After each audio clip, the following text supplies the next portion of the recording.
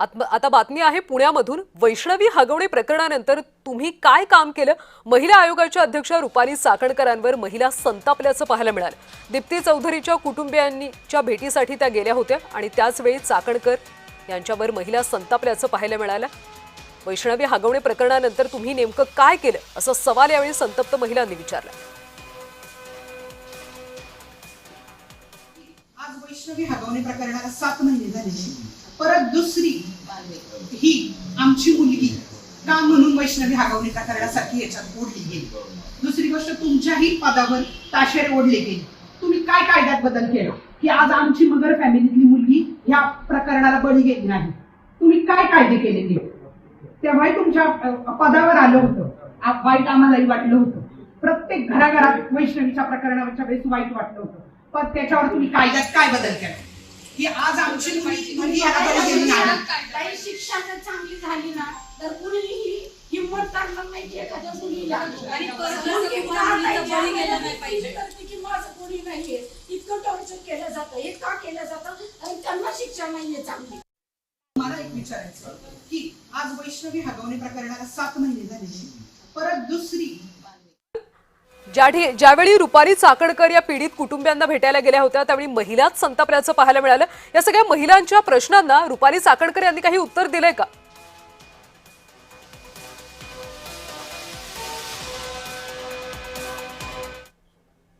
वैष्णवी हगवणे प्रकरण जे आहे ते चांगलंच गाजलेलं होतं आणि त्या प्रकरणानंतर हा रोष जो आहे तो समाजामध्ये व्यक्त देखील झालेला।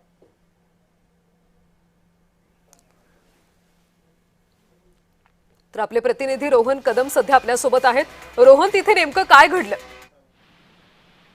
कल्याणी, खरं तर पुण्याजवळील सोरतापवाडी मधला हा सगळा प्रकार आहे। साधारणतः 7-8 महिन्यांपूर्वी पुण्यामधील एका भागामध्ये वैष्णवी हगवणे प्रकरण जे आहे ते घडलेलं होतं आणि या वैष्णवी हगवणे प्रकरणानंतर मोठा रोष जो आहे तो समाजामध्ये व्यक्त केलेला होता आणि त्या प्रकरणानंतर आता सोरतापवाडीमध्ये ही संपूर्ण घटना घडलेली आहे। आणि सगळ्यात मोठी बाब म्हणजे सोरतापवाडीच्या ज्या सरपंच आहेत सुनीता चौधरी यांच्या सून या दीप्ती चौधरी आहेत आणि यांच्या घरामध्ये हा संपूर्ण प्रकार घडलेला आहे। अगदी सासरच्या जाचाला कंटाळून या तरुणीने जी आहे ती आत्महत्या केलेली आहे।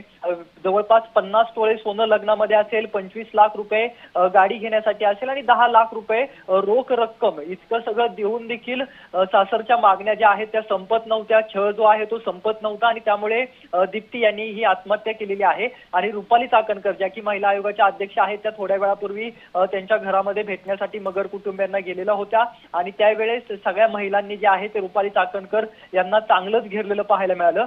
मागील 7 ते 8 महिन्यांपूर्वी ही सगळी हगवणे प्रकरण घडल्यानंतर तुम्ही कायद्यामध्ये काय बदल केलात, तुम्ही या घटनेनंतर काय शिकलात, अशा प्रकारचा सवाल जो आहे तो या संपूर्ण महिलांनी त्यांच्या समोर उपस्थित केला। आणि निश्चितचपणाने आपण या दृश्यांमध्ये पाहतोय की रुपाली चाकणकर निरुत्तर होत्या। रुपाली चाकणकर यांच्या प्रश्नांना उत्तर देऊ शकत नव्हत्या, कारण का महिला आयोग म्हणून ठोस पावले उचलणे किंवा अशा प्रकारे हुंडाबळी असेल किंवा महिलांना हुंड्याचा त्रास होऊ नये किंवा सासरचा छळ होऊ नये यासाठी कायद्यामध्ये ठोस जे आहे ते पावले उचलणे गरजेचे होते। परंतु वैष्णवी हगवणे प्रकरणानंतर हे सगळं घडलेलं दिसत नाहीये, त्यामुळे या सगळ्या महिला चांगल्याच संतप्त झाल्या। आमच्या घरातली मुलगी आता गेलेली आहे। हगवणे प्रकरणानंतर अख्ख्या देशभर हळहळ जी आहे ती व्यक्त केलेली होती, त्याचं पुढे काय झालं असा सवाल जो आहे तो या महिलांकडून उपस्थित केलेला पाहायला मिळतोय। कारण का रुपाली चाकणकर या मगर कुटुंबियांना भेटण्यासाठी थोड्या वेळापूर्वी पोहोचलेल्या होत्या आणि त्यावेळेस आजूबाजूच्या महिला असतील किंवा कुटुंबातील महिला असतील या सगळ्या महिलांनी त्यांना त्यांच्या घरामध्येच जे आहे